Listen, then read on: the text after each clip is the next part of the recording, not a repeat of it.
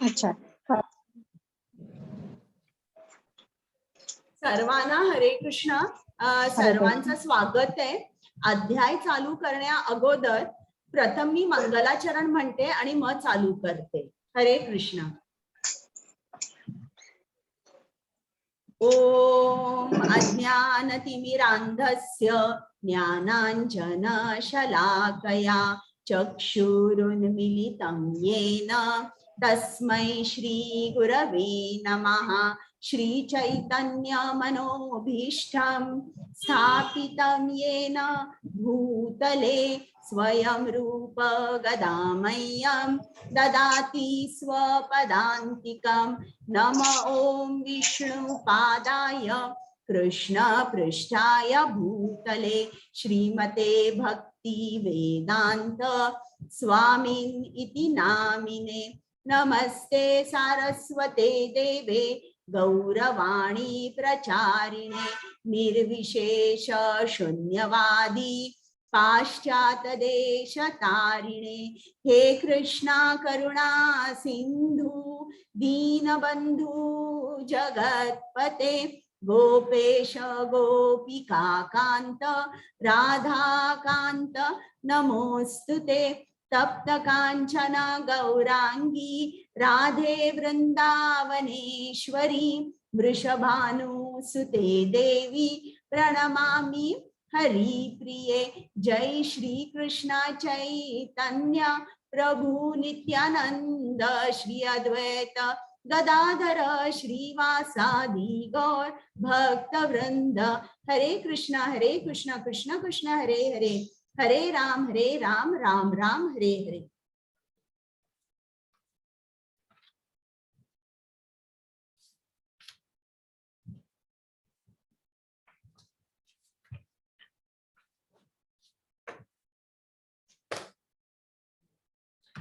सर्वांचं स्वागत आहे. माझं नाव अन्वया वांगणकर आहे. मी आज तुमचा वर्ग घेते. उद्यापासून कदाचित पूजा माताजी तुमचा वर्ग घेणार आहेत. आज एक दिवस त्यांना जमलं नाही म्हणून आज मी तुमचा वर्ग घेते. तर अगोदर आजचा पहिला अध्याय आहे.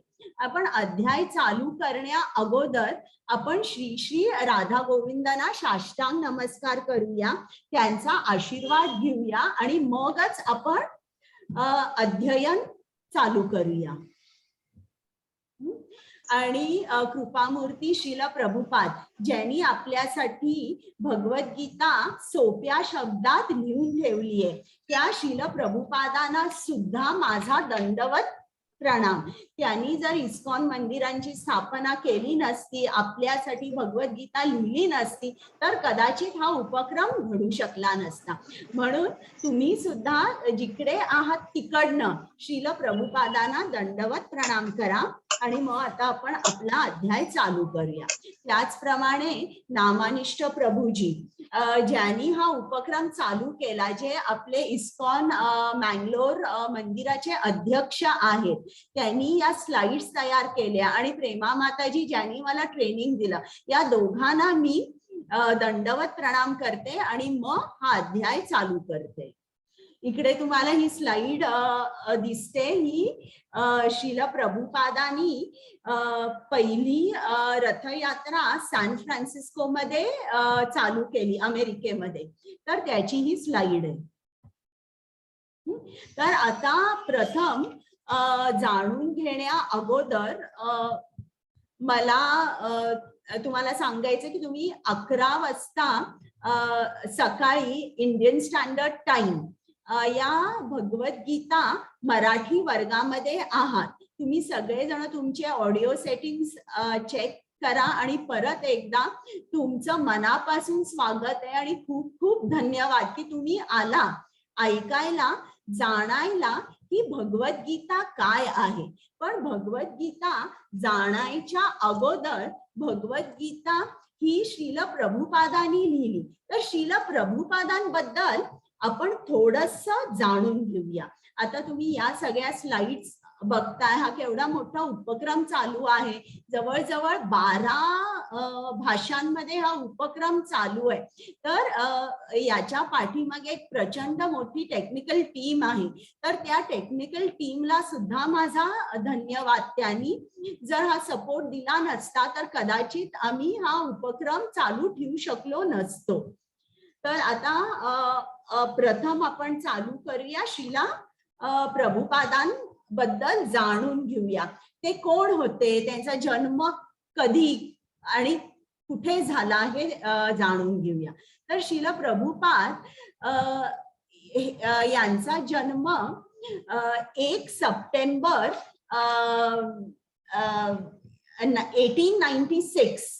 1896 या साली कलकत्त्यामध्ये झाला. आणि ते लहान असतानाच अगदी लहानपणापासून त्यांच्या घरी भक्तिमय वातावरण होतं. त्यांच्या वडिलांचं नाव होतं गौर मोहन डे आणि इकडे तुम्हाला या चित्रामध्ये दिसतात. आणि त्यांच्या आईचं नाव होतं रजनी देवी.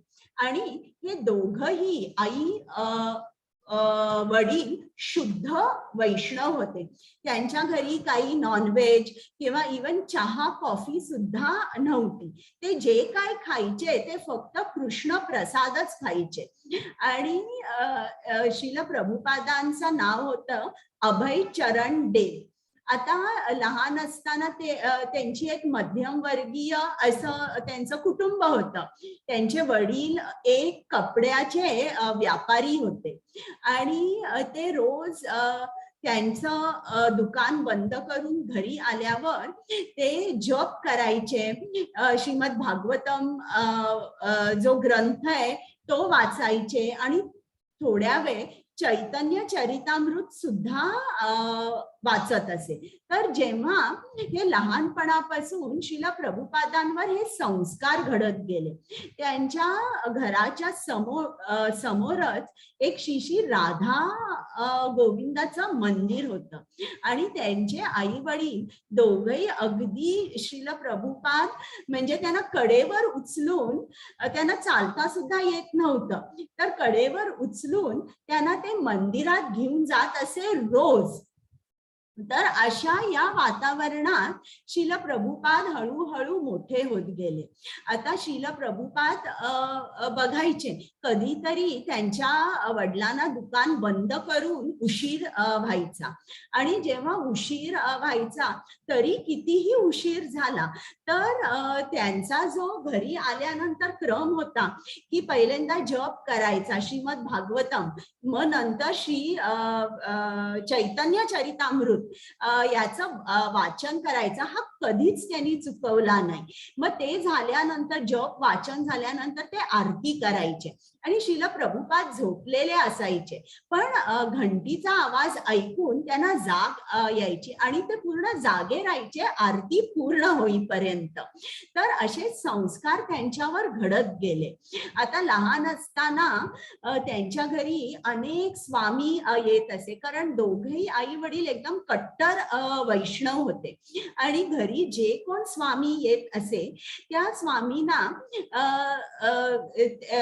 गौर मोहन डे सांगायचे की तुम्ही माझ्या मुलाला आशीर्वाद द्या की हा मुलगा पुढे मोठा झाल्यावर अगदी शुद्ध वैष्णव होईल, असा या मुलाला आशीर्वाद द्या. आणि ते स्वामी आनंदाने शिला प्रभुपादांना आशीर्वाद द्यायचे की तू शुद्ध वैष्णव होशील. आता लहान असताना शिला प्रभुपाद त्यांच्या घराच्या समोर जे श्री श्री राधा गोविंद मंदिर होतं तिकडे जात असे. आणि त्या मंदिरामध्ये दर वर्षातून एकदा रथयात्रा निघत असे. आणि त्या रथयात्रेमध्ये प्रभुपाद आणि त्यांचे कुटुंबीय हे भाग घेत होते. आता एकदा 5 वर्षाचे असताना त्यांनी आपल्या वडिलांकडे हट्ट केला की मला सुद्धा रथयात्रा करायची आहे. आणि रथयात्रा करायची म्हटलं तर रथ लागतो. आता एवढासा लहान मुलगा मागतोय, पण काहीतरी चांगली गोष्ट आहे म्हणून त्यांनी सांगितलं ठीक आहे आपण रथयात्रा करूया. मग गल्लीत जे हातगाडीवाले असतात ना, फळं भाज्या विकतात, त्यांच्याकडून त्यांनी एक हातगाडी आणली आणि त्या हातगाडीला चांगलं फुलांनी वगैरे सजवलं. चांगलं तिकडे श्री श्री जगन्नाथ, सुभद्रा आणि बलदेव यांचे अर्च विग्रह ठेवले. आणि श्रीला प्रभुपादांनी आपल्या सर्व मित्रांना, जे त्यांचे बालमित्र होते, शेजारी पाजारी, त्या मित्रांना, त्यांच्या आयांना बोलवलं आणि मोठ्या आनंदाने आणि जोमाने ही रथयात्रा त्यांनी केली, त्यांच्या घरापासून ते गल्लीच्या टोकापर्यंत. आणि परत वाजत गाजत ती सगळी मुलं घेऊन गेले हरे कृष्ण महामंत्राचा जप करत. कोणाच्या हातात टाळ, कोणाच्या हातात मृदुंग, कोणाच्या हातात घंटा, असं करत त्यांनी ती रथयात्रा 8 दिवस केली. आणि घरी आल्यावर ज्या बायका होत्या ते काही ना काहीतरी रोज वेगवेगळा प्रसाद करत होते. आणि अशा तऱ्हेने हे त्यांचं जीवन चालू होतं. आता जरा मोठे झाल्यावर श्रील प्रभुपाद 1922 या साली जेव्हा ते 26 वर्षांचे होते, तेव्हा ते त्यांची भेट त्यांच्या गुरूंबरोबर झाली. त्यांची ही जी दुसरी स्लाइड आहे, त्या स्लाइड मध्ये तुम्हाला त्यांचे गुरु दिसतायत. भक्ती सिद्धांत सरस्वती हे श्रील प्रभुपादांचे गुरु होते. तर एकदा काय झालं, श्रील प्रभुपादांना त्यांचा मित्र भेटला आणि तो मित्र म्हणाला की तू आता माझ्या बरोबर चल, एक मोठे स्वामी आलेले, त्यांना आपण भेटूया.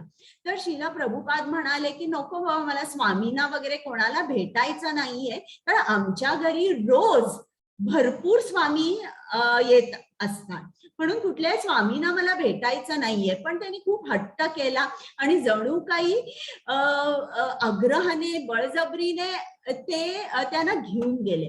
आणि तिकडे त्यांनी नमस्कार केला आणि बसायच्या अगोदर हे जे भक्ती सिद्धांत सरस्वती आहेत ते म्हणाले, अरे तू खूप मोठा शिकलेला मुलगा आहेस, तू पाश्चात्य देशात जा आणि भागवत धर्माचा प्रसार कर. तर श्रील प्रभुपादांना प्रथम वाटलं की अरे मी आलो नुकताच यांना नमस्कार केला, अजून बसलोही नाही, त्यात हे असं काय मला सांगतायत भागवत धर्माचा प्रसार कर. मग श्रील प्रभुपादांनी त्यांना सांगितलं की तुम्ही काय सांगताय भागवत धर्माचा प्रसार कर पाश्चात्य देशांमध्ये किंवा इकडे सुद्धा भारतामध्ये, शक्य आहे का ते? आता आपल्यावर इंग्रजांची सत्ता आहे आणि अशा काळामध्ये आपल्या धर्माची आपण कुठे आणि कसा प्रसार आपल्याला करता येईल? लांब तर जाणं अगदी मुश्किल आहे, पण इकडे सुद्धा भारतात सुद्धा इंग्रजी लोक असताना आपण आपल्या धर्माचा प्रसार करू शकत नाही. तर मग त्यावर भक्ती सिद्धांत सरस्वतींनी त्यांना सांगितलं, भगवद्गीतेमधले 3-4 श्लोक त्यांना समजावून सांगितले आणि सांगितलं की हा जो भागवत धर्म आहे हा कुठल्याही पॉलिटिकल सिच्युएशन वर, कुठलंही जे राजकारण आहे किंवा कोणाची सत्ता आहे याच्यावर अवलंबून नाहीये. आणि भागवत धर्माचा प्रसार करणं, कृष्णाचं ज्ञान देणं ही एक इमर्जन्सी आहे आणि ही आपण केलीच पाहिजे. आणि असं जवळजवळ त्यांचं 2 तास डिस्कशन झालं. या अगोदर, इकडे येण्याच्या अगोदर श्रील प्रभुपाद एक राष्ट्रवादी होते, एक नॅशनलिस्ट होते आणि आध्यात्मिकवादी जरा कमी होते. त्यांना महात्मा गांधी खूप खूप आवडायचे.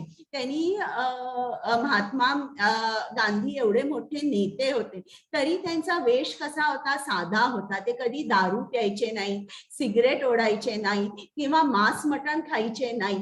तर आणि रोज भगवद्गीता वाचायचे.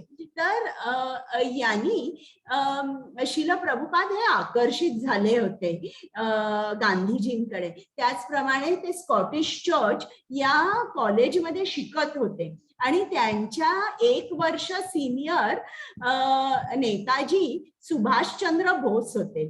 तर त्यांच्या बरोबर सुद्धा ते खूप असायचे. त्यांची भाषणं ऐकायचे. महात्मा गांधींची सुद्धा भाषणं रोज पेपरामध्ये वाचायचे.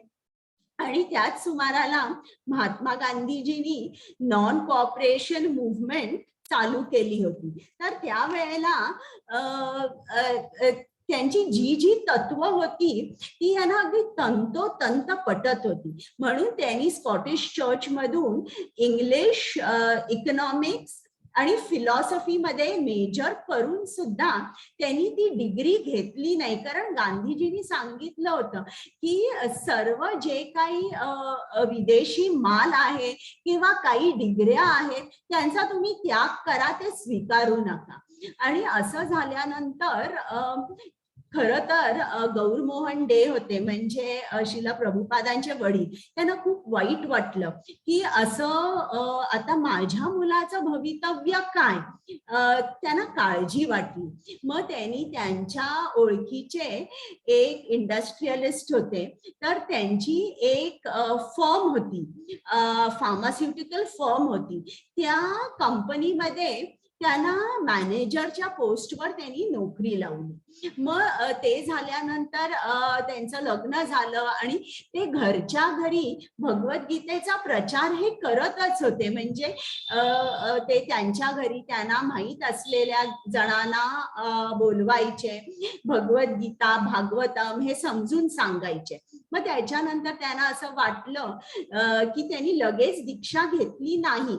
इकडे त्यांचं 2 तास भक्ती सिद्धांत सरस्वतींबरोबर डिस्कशन झालं आणि मग त्याच्यानंतर जेव्हा ते उठून गेले तेव्हा ते राष्ट्रवादी नव्हते, तेव्हा ते आध्यात्मिकवादी होते. किंवा आता कृष्णाचंच जे ज्ञान आहे त्याचाच प्रसार आपण करायचा हे त्यांना ठाम पटलं.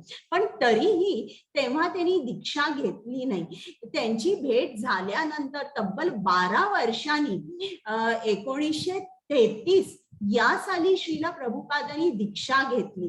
तोपर्यंतचा जो काळ होता ते यांच्या भक्ती सिद्धांत सरस्वतींच्या मठामध्ये जायचे, त्यांनी लिहिलेली पुस्तकं वाचायचे.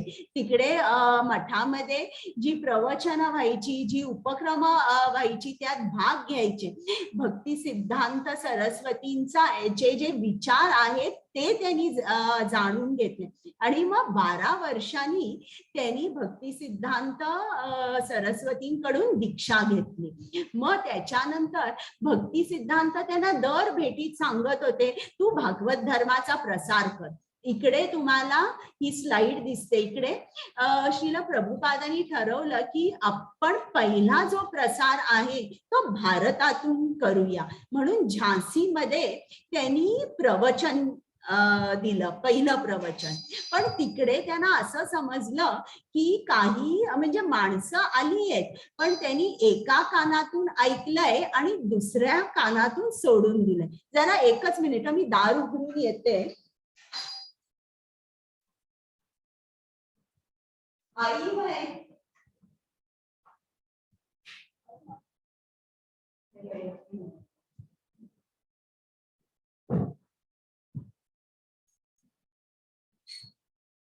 सॉरी.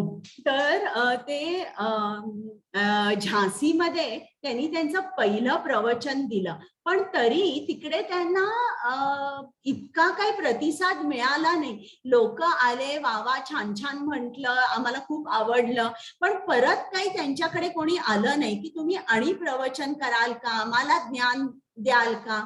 बस झालं, एका कानातून ऐकलं, दुसऱ्या कानातून सोडून दिलं. मग मात्र त्यांनी शिला प्रभुपादांनी 1959 या साली त्यांनी संन्यास घेतला आणि संन्यास घेतल्यावर ते वृंदावन मध्ये श्री श्री राधा दामोदर मंदिरामध्ये राहायला लागले आणि तिकडे राहायला लागल्यावर त्यांनी अनुवाद चालू केला. त्यांना भक्ती सिद्धांत सरस्वतींनी सांगितलं होतं की आपलं सर्व साहित्य बेंगॉली, हिंदी आणि संस्कृत या भाषेत आहे, पण तू अशा भाषेमध्ये त्याचा अनुवाद कर की पूर्ण जगभर हा भागवत धर्म पसरेल. आणि ते सांगतच होते की तू पाश्चात्य देशामध्ये जा. म्हणून शिला प्रभुपादांनी अनुवाद चालू केला इंग्लिश मध्ये. मग त्यांनी प्रथम एक मॅगझिन छापलं, बॅक टू गॉड हेड. तर हे मॅगझिन छापण्यासाठी ते वृंदावन टू दिल्ली एक सारखे येत असे आणि मग प्रिंटिंग करण्यासाठी त्यांना कोणीतरी एक सापडला. मग प्रिंटिंग झाल्यावर त्याचं प्रूफ रिडिंग करायचं किंवा काही चुका असतील, जे काय असेल ते सगळं ते स्वतः करायचे, प्रिंटिंग, एडिटिंग आणि त्यांचं मॅगझिन डिस्ट्रीब्युशन सुद्धा ते स्वतः करायचे. बघा इकडे एक हॉटेल दाखवले, पूर्वी असायची ना इराणी हॉटेल्स, तिकडे चहा वगैरे असं काहीतरी मिळत असे, मस्का पाव वगैरे असं. तर अशा हॉटेलमध्ये ते गेले आणि ते प्रत्येक टेबलावर जाऊन लोकांना सांगताय की तुम्ही माझं मॅगझिन वाचा, तुम्ही वाचलं तर तुम्ही वाचाल, असं त्यांचं होतं. त्यांना अगदी ते गांभीर्याने सांगायचे की कृष्णाने काय सांगितलंय, तुम्ही वाचा, तुम्ही ऐका. तर हे सर्व काही ते स्वतः करायचे. मग त्यांनी आता मनावर घेतलं की मला जे काय माझ्या गुरुनी सांगितलंय ते मी करणारच आहे. म्हणून त्यांनी 13 ऑगस्ट 1965 या साली ते अमेरिकेला रवाना झाले. तुम्हाला ही स्लाइड दिसते, ही हे जे जहाज आहे जलदूत, या जलदूतावरून ते अमेरिकेला गेले. अमेरिकेला पहिल्यांदा ते बॉस्टन या शहरामध्ये गेले. तिकडे त्यांचा एक मित्र होता, त्या मित्राचा मुलगा तिकडे राहत होता. तर तिकडे ते राहिले आणि मग त्यांनी खूप वाचलं होतं की अमेरिकेमध्ये न्यूयॉर्क शहर जे आहे ते खूप मोठं आहे. म्हणून त्यांनी ठरवलं की या भागवत धर्माचा प्रसार मी न्यूयॉर्क शहरापासून चालू करीन. मग तिकडे काही दिवस राहून, बॉस्टन मध्ये राहून ते न्यूयॉर्कला गेले आणि न्यूयॉर्क मध्ये सेंट टॉम्किन्स स्क्वेअर ही एक पार्क होती.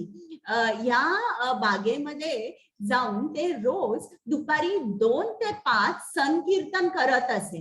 आणि मग तिकडे बागेत फिरणारी माणसं जी होती ती येत होती आणि ऐकत होती की हा माणूस काय म्हणतोय. मग तिकडे काही जण त्यांच्याबरोबर 15 मिनिटं बसायची. संकीर्तन झाल्यानंतर त्यांना विचारायची की तुम्ही काय म्हंटल आणि का आपण हा मंत्र म्हणायचा. असं करत करत त्यांना भक्त मिळाले आणि मग हळूहळू इस्कॉनची स्थापना झाली. इस्कॉनची स्थापना 1966 या साली प्रथम अमेरिकेमध्ये झाली आणि त्यांचं पहिलं जे मंदिर होतं ते लॉस एंजलिस मध्ये श्री श्री राधाकृष्ण मंदिर हे 1969 या साली स्थापन झालं. मग त्याच साली लंडनला सुद्धा इस्कॉन मंदिराची स्थापना झाली. पण भारतामध्ये इस्कॉन मंदिराची स्थापना 1971 या साली कलकत्त्यामध्ये पहिल्यांदा झाली. म्हणजे इस्कॉन मंदिराची स्थापना पहिल्यांदा अमेरिका, इंग्लंडमध्ये झाली आणि नंतर भारतात.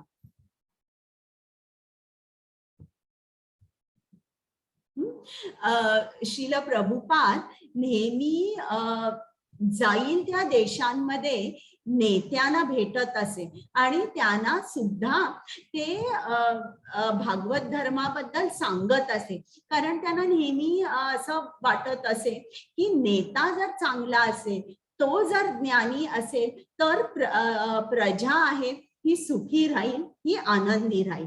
त्यांनी जवळजवळ 60 पेक्षा जास्त पुस्तकांचा, पुराणांचा, उपनिषदांचा अनुवाद केला. इकडे तुम्हाला दिसतायत नाही पुस्तकं. हे त्यांचं पहिलं magazine back to Godhead. ही त्यांची टाइमलाईन मी आवाज शेअर करते. विष्णुपादाय कृष्णप्रेष्ठाय भूतले श्रीमते भक्तिवेदान्त स्वामी इति नामिने. नमः विष्णुपादाय कृष्णप्रेष्ठाय भूतले श्रीमते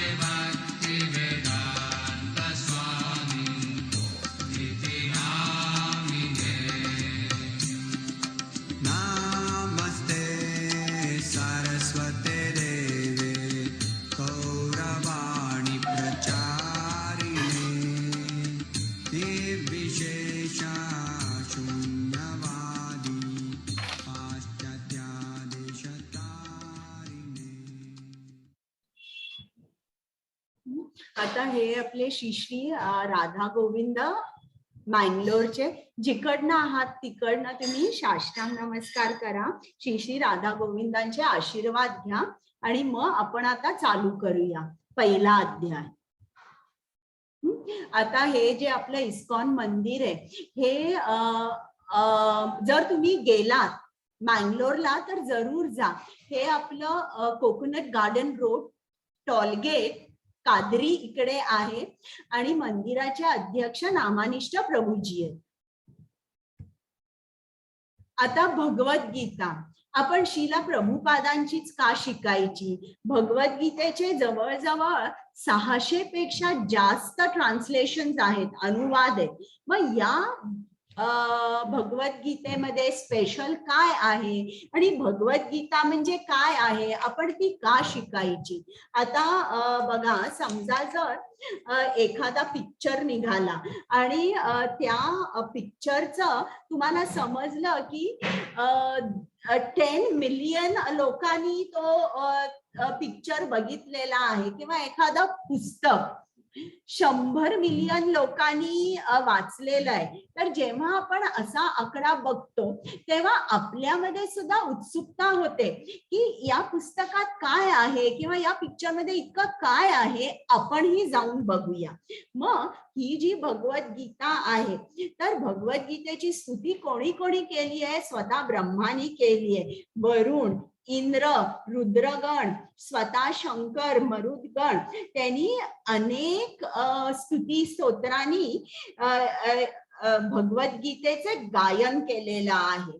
मग इकडे कोणाचं गायन केलेलं आहे? वेद आणि उपनिषद. वेद आणि उपनिषदांनी ज्यांचं गायन केलेलं आहे तो कोण आहे, तो कसा आहे, त्याचं आणि आपलं नातं काय आहे, हे आपल्याला जाणून घ्यायचं आहे भगवद्गीतेमध्ये. संजना माताजी वाचता? हो माताजी. भगवत डिस्टर्बन्स. ओके. हरे कृष्णा. भगवद्गीता हे एक महाकाव्य आहे ज्यामध्ये आपल्या सर्व समस्यांची उत्तरे आहेत. महात्मा गांधींना हा एक आध्यात्मिक शब्दकोश मानला होता आणि हे संपूर्ण ग्रहावरील अनेक नेत्यांसाठी प्रेरणादायी पुस्तक आहे. हरे कृष्ण. हा, आता परत वाचता? हो माताजी वाचता. जे गीतेचे चिंतन करतात त्यांना दररोज नवीन आनंद आणि नवीन अर्थ प्राप्त होतात. जेव्हा मी भगवद्गीता वाचतो आणि देवाने हे विश्व कसे निर्माण केले याचे चिंतन करतो तेव्हा बाकी सर्व काही अनावश्यक वाटते. हरे कृष्ण. आता महात्मा गांधींची मी तुम्हाला एक छोटी गंमत सांगते. ते नेहमी भगवद्गीता रोज वाचायचे आणि त्यांचं आचरण सुद्धा तसं होतं, म्हणजे ते नॉनव्हेज वगैरे खायचे नाही. आणि श्रील प्रभुपादांना महात्मा गांधी खूप आवडायचे. मग भारताला स्वातंत्र्य मिळालं आणि मग स्वातंत्र्य मिळाल्यानंतर सुद्धा काय झालं, कितीतरी हिंदू मुसलमान दंगल झाली हा, आणि अनेक लोक मारली गेली. तर दंगल सुरू व्हायच्या अगोदर दोन पार्ट्या होत्या, आम्ही हिंदू आम्ही मुस्लिम. पण मेल्यानंतर म्युन्सिपाल्टीनी काय केलं, ती सगळी प्रेत एकावर एक रचवली. तेव्हा कोणी नव्हतं की हा हिंदू आहे हा मुस्लिम आहे, ती कशी प्रेत फेकली होती. तर एवढं स्वातंत्र्य मिळून सुद्धा सर्वत्र दुःखच होतं. तर श्रील प्रभुपाद हे सगळं फॉलो करत होते.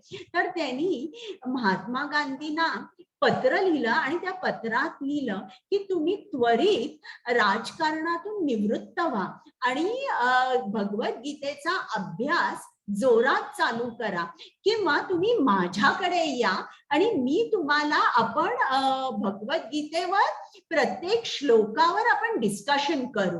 पण तुम्ही त्वरित राजकारण सोडा आणि भगवद्गीता हातात घ्या. आणि तेव्हा श्रील प्रभुपाद काही खूप मोठे नव्हते, तर हे पत्र त्यांचं कोणी उघडलंच नाही. तुम्हाला माहितीये, आपण जरी नेत्यांना पत्र लिहिलं, कोण आपली पत्र उघडून बघणार आहे, तर त्याप्रमाणे ते पत्र तसंच्या तसं राहिलं. हे पत्र त्यांनी 7 डिसेंबर 1947 या सालात या दिवशी लिहिलं होतं. आणि तुम्हाला माहितीये की बरोबर त्याच्यानंतर 1.5 महिन्यांनी 30 जानेवारी 1948 या साली काय झालं हे तुम्हाला माहितीये. आणि त्यांच्या मृत्यूनंतर, गांधीजींचा मृत्यू झाल्यानंतर हे पत्र उघडलं गेलं, तेव्हा त्यांना समजलं अरे कोणीतरी ही भविष्यवाणी केली होती. हरे कृष्ण. हरे कृष्ण माताजी. इस्कॉनची भागवत जशी आहे तशी का? तुटलेल्या केबलने फोन चार्ज केल्यास तो खराब होतो. ते योग्य डेटा ट्रान्सफर साठी देखील वापरले जाऊ शकत नाही. हे स्त्रोत आणि प्राप्तकर्ता यांच्यातील संपर्काच्या अभावामुळे आहे. त्याचप्रमाणे कृष्णाचा संदेश शिष्याच्या उत्तराधिकाराच्या अखंड साखळीतून आला पाहिजे. हरे कृष्ण. म्हणजे आपल्याला जर ज्ञान मिळायला पाहिजे तर ते कसं पाहिजे, गुरु शिष्य परंपरेतूनच हे ज्ञान जेव्हा येतं तेव्हा ते ज्ञान आपल्या मनाचं रूपांतर करू शकतं आणि आपण त्याचं आचरण करू शकतो. जर ही जी साखळी आहे ही खंडित झाली तर ते ज्ञान जसं आहे तसं आपल्यापर्यंत पोहोचू शकत नाही. ज्याप्रमाणे केबल, आपल्याला जर आपला फोन चार्ज करायचा असेल तर केबलचं कनेक्शन त्या सोर्स बरोबर पाहिजे, म्हणजे प्लग मध्ये आपण ते लावतो आणि तो चार्ज कसा फ्लो होतो अखंडित. ती जी केबल तुटलेली असेल तर आपला फोन चार्ज होत नाही. अगदी त्याचप्रमाणे हे जे ज्ञान आहे हे अखंडित आलं पाहिजे, जसं आहे तसं. म्हणजे चार्ज जो फ्लो होतो आपल्या मोबाईल मध्ये, तो चार्ज कुठेही मध्ये थांबत नाही, जसा आहे तसा तो मोबाईल पर्यंत येतो आणि तो मोबाईल चार्ज होतो. त्याचप्रमाणे इकडे सुद्धा परंपरा आहे. हे जे ज्ञान आहे, आपली जी परंपरा आहे ती गौडीय वैष्णव संप्रदाय आहे आणि याबद्दल 4थ्या अध्यायामध्ये तुम्हाला अधिक माहिती मिळणार आहे. तर इकडे हे जे ज्ञान आहे हे पहिल्यांदा कृष्णाने ब्रह्मदेवाला दिलं. ब्रह्मदेवानी नारद मुनींना दिलं. नारद मुनींनी व्यासदेवांना दिलं. व्यास देवाने माधवाचार्यांना दिलं. आणि असं करत करत ते श्रील प्रभुपादांपर्यंत पोहोचलं आणि प्रभुपादांनी ते ज्ञान आपल्याला दिलं. हरे कृष्ण. हरे कृष्ण. गीता हा एक विशाल ग्रंथ आहे. गीतेचा पद्धतशीर अभ्यास करण्यासाठी सुमारे 1 वर्ष लागेल. 18 दिवसात आम्ही ते करू शकत नाही, तर आम्ही कृष्ण आणि अर्जुन यांच्यातील विचारांच्या प्रवाहावर लक्ष केंद्रित करत आहोत. उद्देश गीतेच्या सखोल अभ्यासासाठी तयार करणे. हरे कृष्ण. हरे कृष्ण. आता इकडे बघा भगवद्गीतेमध्ये कृष्णाने अनेक अनेक मधुर वचने दिली आहेत, आश्चर्यकारक वचने दिली आहेत आणि आपल्या विकासासाठी त्यांनी जे जे काय सांगितलं आहे ते त्यांनी ही गीता 5117 वर्षांपूर्वी त्यांनी सांगितलेली आहे. पण आजच्या काळात सुद्धा बघा ती किती योग्य आहे हे तुम्हाला पूर्ण गीतेचा अभ्यास केल्यानंतर समजेल. आता गीतेमध्ये कृष्णाने 575 श्लोक म्हटलेले आहेत. अर्जुनाने प्रश्न विचारलेत मुख्य ते 83 श्लोक आहेत. संजय 41 श्लोकांमध्ये त्यांनी धृतराष्ट्राला जे जे काय घडत आहे युद्धभूमीवर ते सांगितले आणि धृतराष्ट्राने फक्त एकदाच तो बोललेला आहे. पहिला श्लोक आहे तो धृतराष्ट्राने तेवढे तो बोललेला आहे. आता भगवद्गीतेमध्ये आपण काय शिकणार आहोत? आपण 5 गोष्टी शिकणार आहोत. त्या कुठल्या? ईश्वर, जीव, प्रकृती, काळ आणि कर्म. ईश्वर, ईश्वर हा कोण आहे? बघा आपल्या हिंदू धर्मामध्ये किती देव आहेत, कोणाला नेमकं आपण ईश्वर किंवा परमेश्वर म्हणायचं आणि का, याबद्दल आपण शिकणार आहोत. मग जीव, जीव हा कोण आहे, त्याचं आणि कृष्णाचं नातं काय आहे ते आपण शिकणार आहोत. मग प्रकृती, प्रकृती ही प्रत्येक जीवाला कसं बांधून ठेवते. प्रकृती ही त्रिगुणात्मक आहे आणि ती आपल्याला कशी नाचवते तिच्या गुणांमुळे हे आपण शिकणार आहोत. आता ज्याप्रमाणे गुरुत्वाकर्षण, ग्रॅव्हिटेशनल फोर्स आपल्याला दिसत नाही, त्याचा परिणाम दिसतो. फळ हे झाडापासून खालीच पडतं, हा परिणाम दिसतो. त्याचप्रमाणे हे जे त्रिगुणात्मक गुण जेव्हा माणसावर काम करतात तेव्हा तो माणूस कसा वागतोय, कसा बोलतोय हे बघूनच आपण ओळखू शकतो की हा कुठल्या गुणामध्ये आहे आणि मग त्याचे परिणाम काय होतात हेही कृष्णाने सांगितले एकदम डिटेलमध्ये 14व्या अध्यायात. मग काळ, काळ म्हणजे काय? काळ म्हणजे हा कृष्णाचा मोठा भक्त आहे. तो काळ आपल्यावर जर आपण भक्त असलो तर तो आपल्याकडे वेगळा असतो, अभक्त असेल तर तो नाश म्हणून किंवा मृत्यू म्हणून आपल्या समोर उभा राहतो. मग कर्म, कर्म म्हणजे काय? बघा आपण प्रत्येक जे कर्म करतो तेव्हा आपण दुसऱ्या कर्माला जन्म देतो कर्म फळाच्या रूपामध्ये आणि ही कर्माची शृंखला आहे, ही जणू काय संपतच नाही, ही जणू काय अनादी असल्यासारखी आहे. का? कारण आपली जी बुद्धी असते ती बुद्धी वापरून आपण कर्म करतो. मग ती जी बुद्धी असेल ती आपली बुद्धी कशी हवी, ही जी कर्म शृंखला आहे ही आपण कशी तोडायची ते आपण लक्षात घेणार आहोत.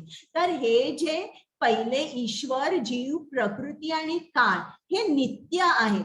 कर्म मात्र अनित्य आहे, कारण ज्ञानाने हे जे कर्म आहे या कर्म बंधनातून आपण मुक्त होऊ शकतो. ती कर्माची शृंखला आहे ती तोडू शकतो. हे बघा ईश्वर, ईश्वर कोण आहे? ईश्वर हा कृष्ण आहे. हा कृष्णच का ईश्वर आहे हे तुम्हाला समजणार आहे पुढच्या अध्यायात. प्रकृती, प्रकृती ही काय आहे? ही त्रिगुणात्मक आहे. बघा ती या माणसाला बद्ध करते. हे जी पांढऱ्या साडीमध्ये बाई आहे ही सत्वगुणाची अधिष्ठाता आहे, ही रजोगुणाची आणि ही तमोगुणाची. तर हे जे गुण आहेत त्यांचे परिणाम काय आहेत ते आपण शिकणार आहोत. आता थोडंसं सांगायचं म्हणायचं तर सत्वगुणी जो असतो तो चांगुलपणाचा गुण असतो, तो माणसांना मदत करतो. हा जो माणूस असतो स्वतःच्या आध्यात्मिक उन्नतीसाठी वेळ देतो.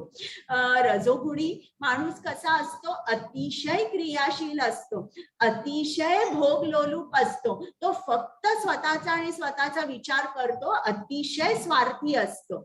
आणि जो तमोगुणी असतो तो तर अज्ञानात आणि अंधकारामध्ये असतो. तर हे आपण शिकणार आहोत डिटेलमध्ये 14व्या अध्यायात.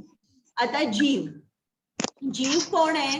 जीव म्हणजे फक्त माणसं असं नाही, तर सर्व प्राणी, पशु किंवा इवन देव आणि देवता आहेत, हे सुद्धा जीव आहेत. ईश्वर हा एकच आहे, तो म्हणजे कृष्ण. हा काळाबद्दल सुद्धा आपण शिकणार आहोत. आणि कर्म म्हणजे काय, मी सांगितलं की तुम्ही कुठलंही कार्य केलं तर फळ रूपी तुम्हाला तुम्ही कर्म करता किंवा फळ रूपी तुम्हाला एक शरीर प्रदान केलं जातं. म्हणजे कुठलंही कर्म केल्यावर जेव्हा फळ रूपी तुम्हाला एक भौतिक शरीर मिळतं, तेव्हा त्याला आपण कर्म असं म्हणतो. तर आता इकडे त्यांनी दाखवलेलं आहे एक माणूस परस्त्री सुख घेतोय, त्याला पुढे शरीर एका कुत्र्याचं मिळणार आहे. एक माणूस काही समोर असेल ते खातो, विचार करत नाही, त्याला डुकराचं शरीर मिळणार आहे. एक माणूस आहे, तो चांगलं कर्म करतोय, दान धर्म करतोय, त्याला स्वर्गात जागा मिळणार आहे, किंवा त्याला स्वर्गामध्ये राहण्यासाठी एक दिव्य शरीर मिळणार आहे. एक माणूस कृष्णासाठी फक्त कर्म करतोय, त्याला काय प्राप्त होणार आहे? त्याला कृष्ण प्राप्त होणार आहे आणि तो कृष्णधामामध्ये जाणार आहे. तर हे कर्म सुद्धा डिटेल मध्ये सांगणार आहे. हरे कृष्ण. हरे कृष्ण. हरे कृष्ण. हा, वाचा. अर्जुनाचा भगवद्गीतेची पार्श्वभूमी. अर्जुनाचा भ्रमनिरास आणि भ्रमाचे स्वरूप ही कृष्णाची मांडणी समजली पाहिजे. अर्जुनाचा गोंधळ नसता तर त्याला सोडवण्यासाठी कृष्णाला भगवद्गीता बोलण्याची गरजच उरली नसती. अर्जुन हा भगवद्गीतेचा प्रथम श्रोता असला तरी तो सर्वांच्या हितासाठी आहे. हरे कृष्ण. आता अर्जुन हा भ्रमित झाला होता आणि त्यांनी सांगितलं, ऐन युद्धाच्या वेळी त्यांनी सांगितलं की मी युद्ध करणार नाही.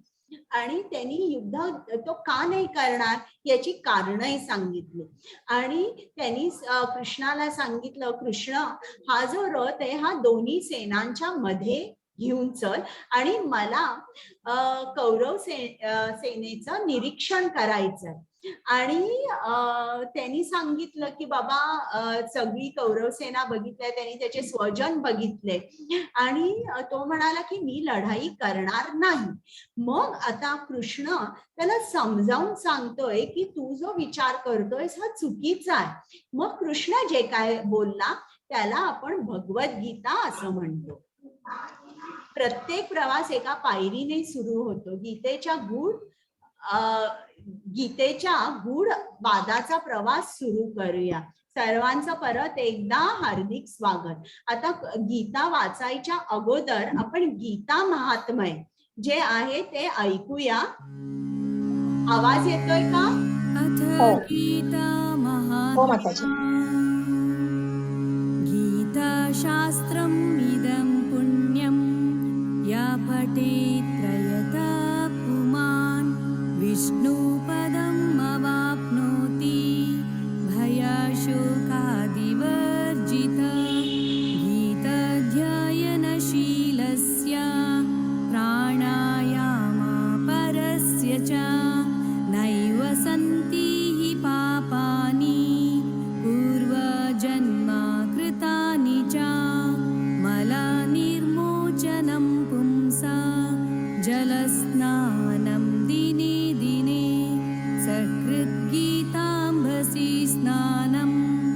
संसारमलनाशनं गीतसुगीतकर्तव्या किं मन्ये शास्त्रविस्तरे या स्वयं पद्मनाभस्य मुखा पद्मादिनिःसृता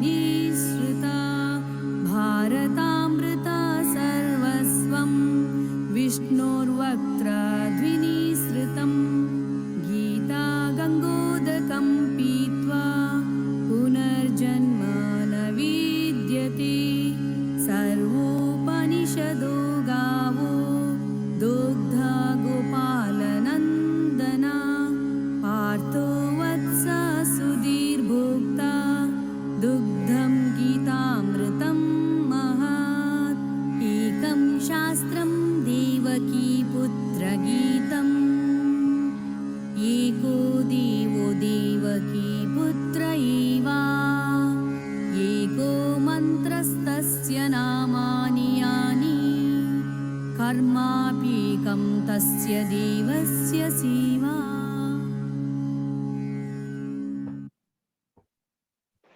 आता यातला एक श्लोक आहे, त्या श्लोकाचा अर्थ मी सांगते.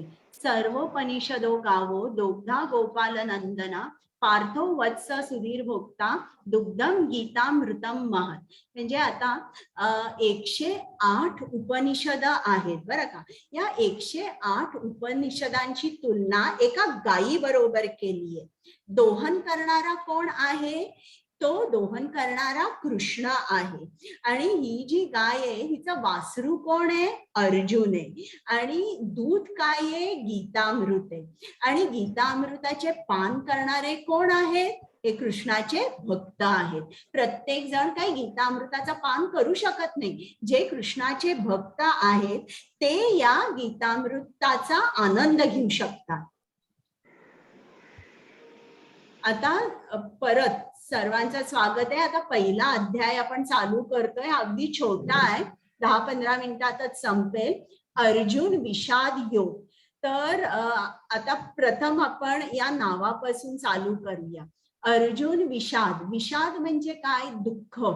तर अर्जुन जणू काही दुःखाबरोबर एकरूप झालेला आहे, म्हणून याला अर्जुन विषाद योग म्हटलंय. तो दुःखाच्या महासागरात बुडालेला आहे. आणि आता आपण ऐकूया की तो काय म्हणतोय. आता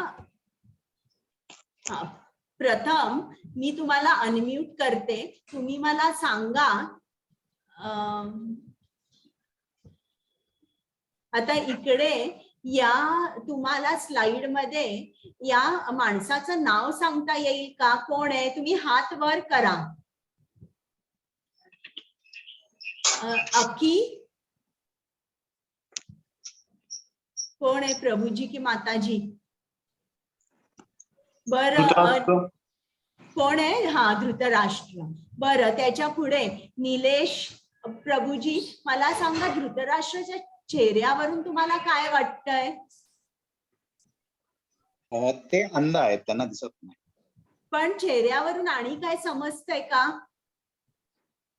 त्यांना गीतेबद्दल म्हणजे कुरुक्षेत्रावर चाललेल्या लढाईबद्दल ऐकायचं की तिथे नेमकं काय चालू आहे. बरं, प्रशांत. प्रभूजी मला सांगा, तुम्ही चेहऱ्याकडे बघून काय वाटतंय धृतराष्ट्राच्या?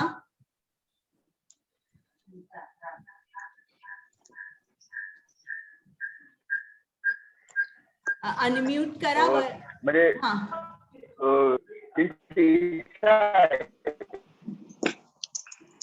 मला आवाज येत नाही. ऐकायची इच्छा आहे, ते बघू तर शकत नाही ना. बरं बरं बरं, चालेल. गौरी माताजी.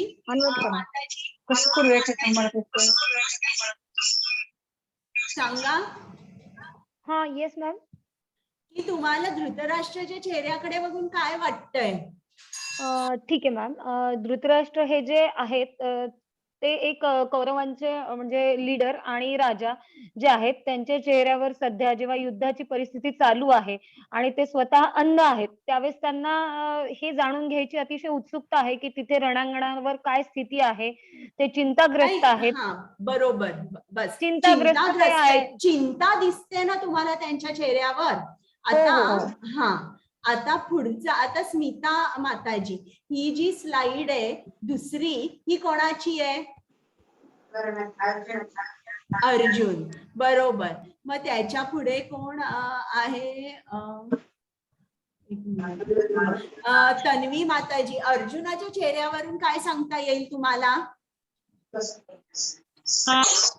जी अर्जुन हा खूप दुःख व्यक्त करतोय, म्हणजे त्याला खूप बरोबर आहे. दुःख होतंय, कारण आपल्या स्वकीयांबरोबर त्याला युद्ध करावं लागतंय, बरोबर त्यामुळे आहे. त्याला फार त्याचा मानसिक त्रास होतोय. बरोबर आहे. आणि आता उर्मिला माताजी, हा कोण आहे?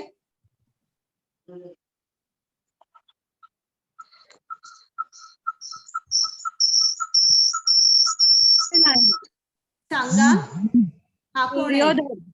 दुर्योधन, बरोबर. आणि त्याच्या पुढे कोणी हात वर केलेला आहे? मला सांगा, दुर्योधनाच्या चेहऱ्या, उज्ज्वला माताजी, त्याच्या चेहऱ्याकडे बघून काय वाटतंय?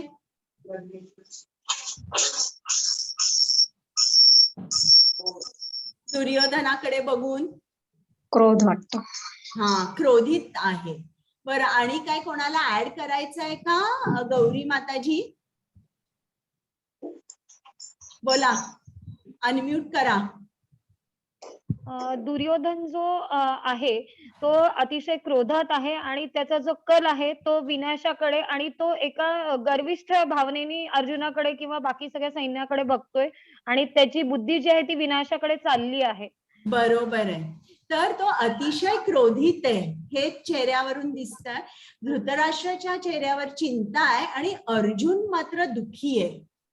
हे सगळ्या स्लाइड शिला प्रभुपादांच्या शिष्याने बनवल्यात आणि प्रत्येक स्लाइड भगवद्गीतेच्या श्लोकावर आधारित आहे. ही दुसऱ्या अध्यायामध्ये पहिलाच श्लोक आहे, त्यात लिहिलंय अश्रुपूर्ण कुलेक्षणम, डोळ्यात ज्याच्या अश्रू भरलेले आहेत अशी अर्जुनाची ही अवस्था आहे. आता आपण पुढे बघूया. मी पहिला श्लोक वाचते. धृतराष्ट्र उवाच धर्मक्षेत्रे कुरुक्षेत्रे समवेतायुयुत्सवः मामका पांडवाश्चैव किम अकुर्वत संजय. आता बघा, हा धृतराष्ट्र जो आहे हा आंधळा आहे, आणि त्याच्या मनामध्ये चिंता आहे की काय युद्ध होणार आहे की नाही.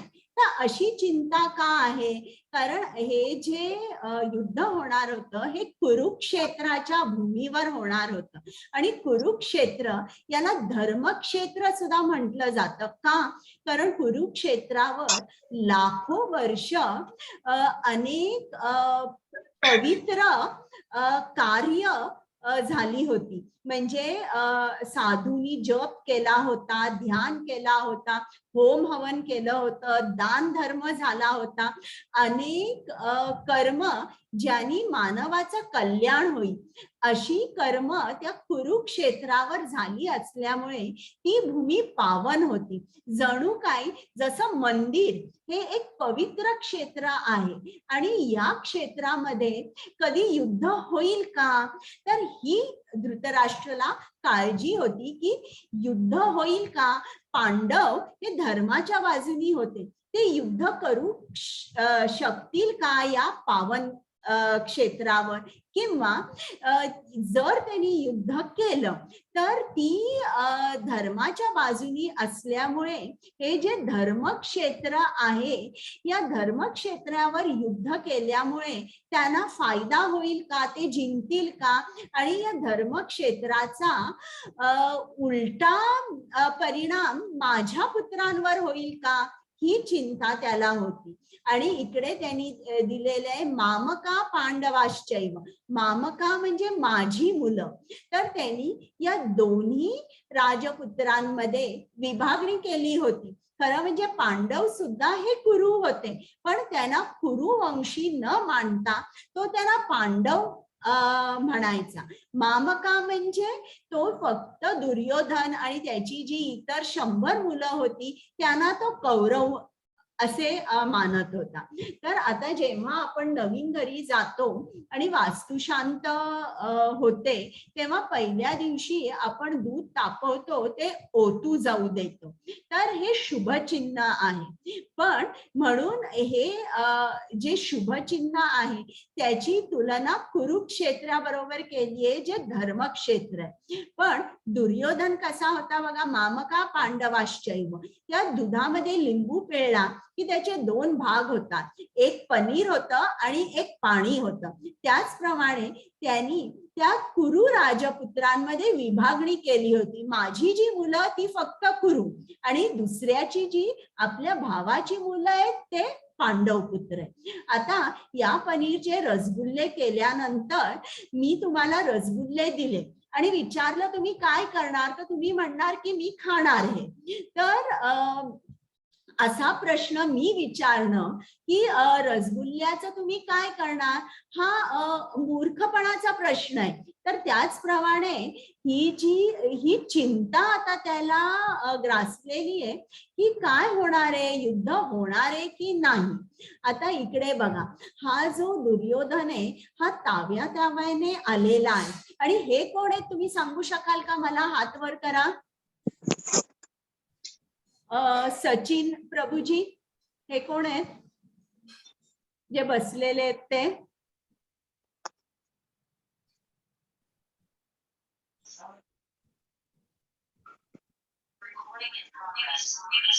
कोण सांगणार आहे? पांडुरंग प्रभूजी. द्रोणाचार्य. बरोबर, हे द्रोणाचार्य आहेत. आणि व्यूहरचना बघून दुर्योधन खूप घाबरलेला आहे की हे पांडव आहे, हे यांचा वनवास संपवून हे आलेले आहेत, तरी यांची व्यूहरचना बघा किती सुंदर आहे.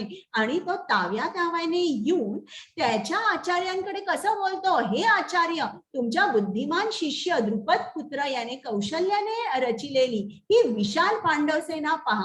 म्हणजे चिडून तो म्हणतोय की तुमचा जो शिष्य द्रुपद पुत्र दृष्टद्युम्न आहे, यांनी तुम्ही दिलेलं ज्ञान, तुम्ही याला सगळं शिकवलेली ही युद्धनीती आता तुमच्या विरुद्ध तो वापरतोय. आणि बघा त्यांची व्यूहरचना बघा. म्हणजे व्यूहरचना बघून दुर्योधन घाबरलेला आहे. आणि इकडे द्रुपद पुत्र जो दृष्टद्युम्न आहे, तर द्रुपद आणि द्रोणाचार्य हे गुरुकुलामध्ये मित्र होते.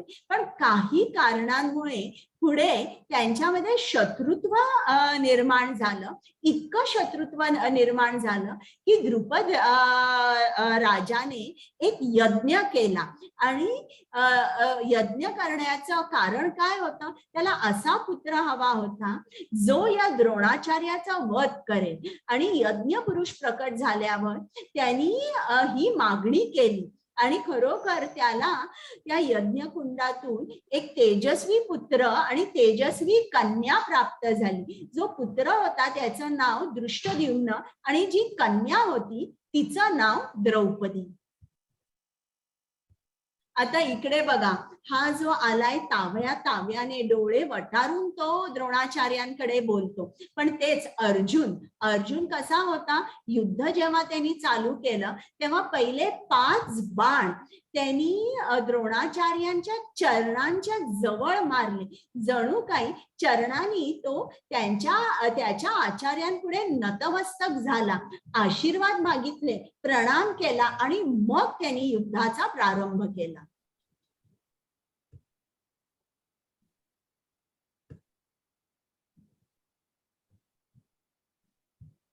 सघोषोधार्त राष्ट्राणां हृदयानि व्यदारयत् नभश्च पृथिवीं चैव तुमुलो अभ्यनुनादयन्. संजना माताजी वाचा. हरे कृष्ण. हा विविध प्रकारचा शंख निनाद वाढतच गेला. या निनादाने आकाश व पृथ्वी तल दुमदुमून गेले आणि धृतराष्ट्रपुत्रांचे हृदय विदीर्ण झाले. हरे कृष्ण. आता जेव्हा शंखनाद झाला तेव्हा काय झालं की जी कौरव सेना होती त्यांची जी हृदये आहे ती विदीर्ण झाली. आता याचा अर्थ काय आहे बघा, समजा जर रस्त्यावर बरीच माणसं चालली आहे, त्यामध्ये एक चोर आहे आणि दुसऱ्या बाजूनी वेगाने एक पोलिसाची गाडी येत आहे आणि लांबूनच सायरन होत आहे, तर तुम्ही मला सांगा तो चोर काय करेल? आणि मला हात वर करा, नाही तर मग सगळ्यांचे आवाज. शीतल माताजी,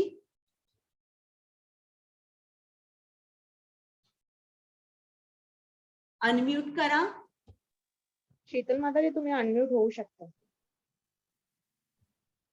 बरं लक्ष्मी माताजी, नाही अनम्यूट होता येत नाही आता. हा शीतल माताजी बोला.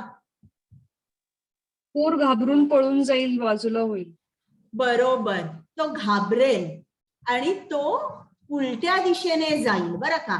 तर त्याचप्रमाणे हा शंखनाद झाल्यावर जे अधर्माच्या पक्षात होते त्यांची हृदये विदीर्ण झाली, ते घाबरली.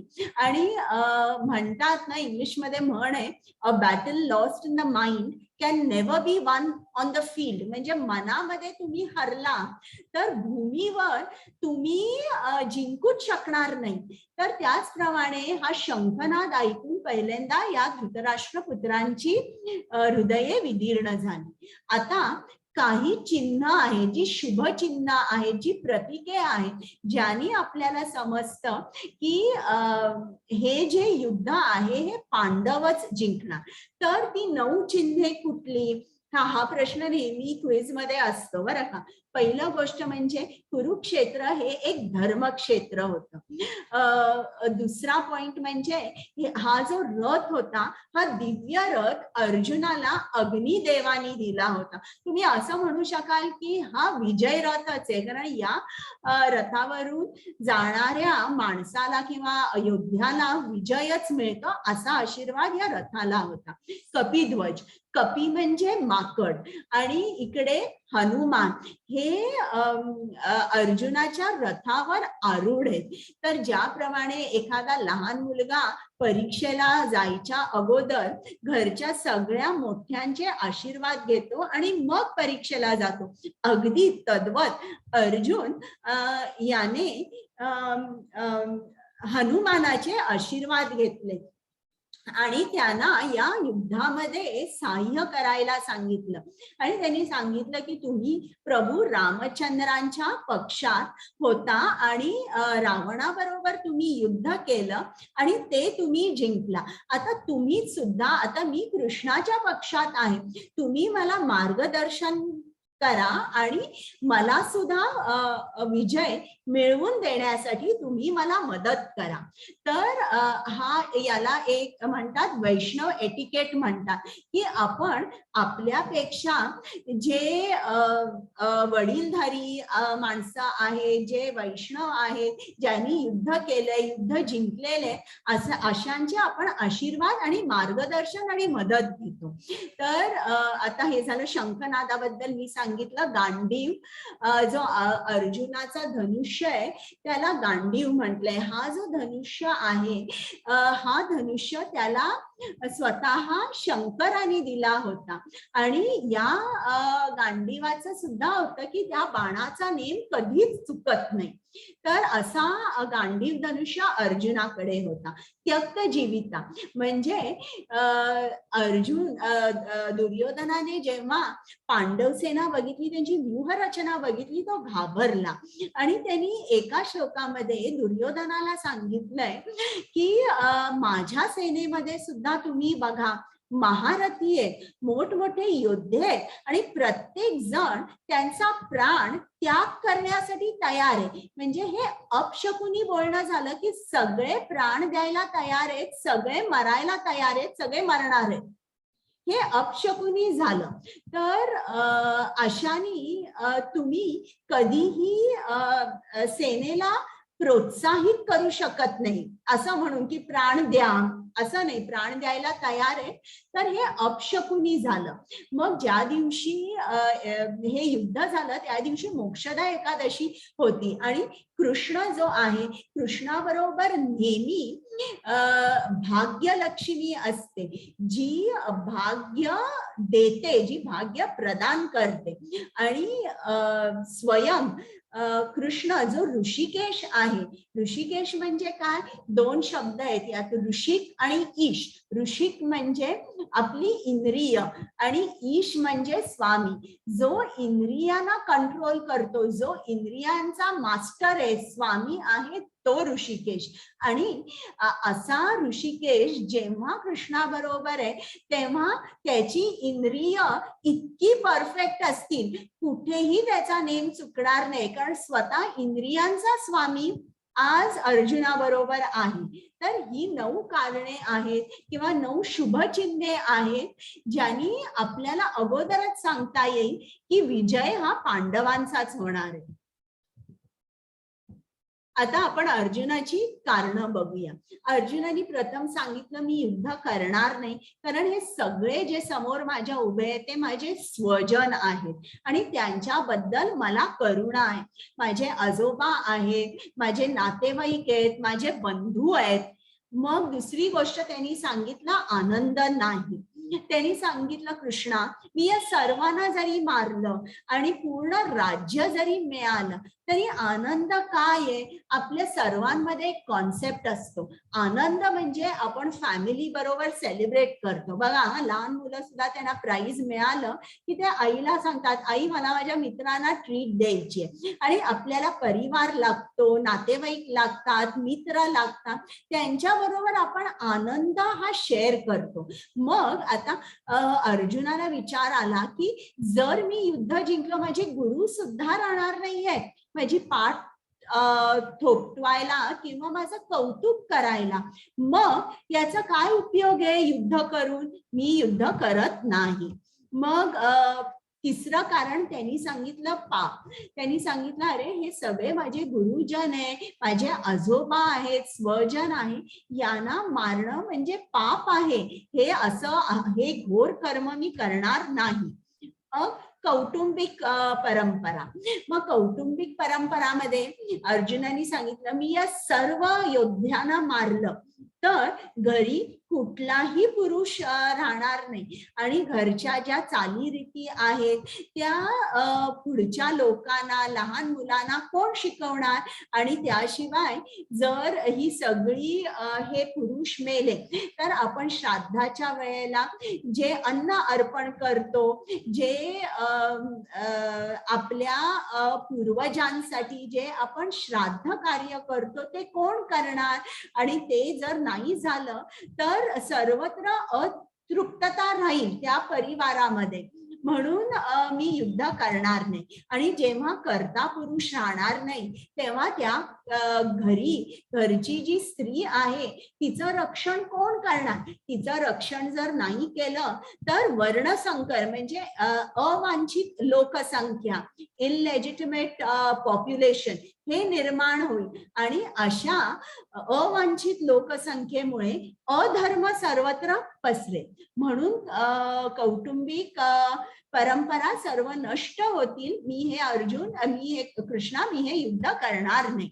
आणि मग या चारही कारणांमुळे अर्जुन असमंजस झाला होता.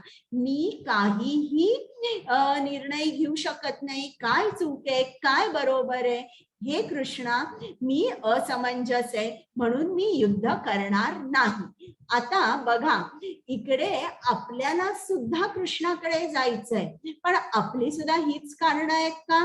आपण असं म्हणतो का की दिवसभर जप करायचा म्हणजे काही आनंद नाही, म्हणजे आम्हाला हॉटेलमध्ये वाटेल ते खाता नाही येणार, आम्हाला पार्टीला नाही जाता येणार, फक्त जप करायचा, कृष्ण कृष्ण करत बसायचं म्हणजे आनंद नाही. मग आपल्याला कुठेतरी असं वाटतं का की हे सगळं करत बसल्यावर आपण आपल्या घरच्या मुलाबाळांना, नवरा बायको, सासू सासरे, आई बाबा यांचा आबाळ होईल, आपण यांना निग्लेक्ट करू नको, बाबा मी हे करणार नाही. किंवा कौटुंबिक परंपरा नाही, आमच्याकडे काही कृष्णाचं कधी कोणी काही करत नाही, आम्ही गणपतीचं करतो, आम्ही दुर्गेचं करतो, आता ते सोडून आम्ही कृष्णाचं का करू, असं वाटतं का आपल्याला? तर आपला सुद्धा संबंध काही या कारणांमुळे असतो की आपण या कारणांमुळे आपण सुद्धा कृष्णाकडे जाऊ शकत नाही. तर आता हा पहिला अध्याय आपला झालेला आहे. यात आपण काय काय बघितलंय की धृतराष्ट्राने चौकशी केली की युद्धभूमीवर काय चाललंय कौरवांचं आणि पांडवांचं. मग दुर्योधनाने पांडवांची व्यूहरचना बघितल्यावर तो घाबरला आणि ताव्याने त्यांनी येऊन द्रोणाचार्यांना सांगितलं, बघा तुमच्याच शिष्याने द्रुपद पुत्राने ही व्यूह रचना केलेली आहे. आणि मग शंखनाद झाल्यावर कौरव सेनेची हृदये जी होती ती विदीर्ण झाली. मग अर्जुनाने जेव्हा निरीक्षण केले कौरव सेनेचे आणि बघितलं की माझे आजोबा आहेत, माझे गुरु आहेत, माझे सगळे बंधू आहेत, तेव्हा त्याच्या हातातून गांडीव खाली पडला आणि धापकन तो रथावर बसला, त्याचे हातपाय गार झाले आणि तो म्हणाला मी युद्ध करणार नाही. आणि मग त्यांनी आपलं मन उघडून सांगितलं की मी का युद्ध करणार नाही. तर हा आजचा अध्याय आता इकडे झालेला आहे. तर तुमचे काही प्रश्न असतील तर मी घेते. माताजी रेकॉर्डिंग स्टॉप करा. हा, ओके.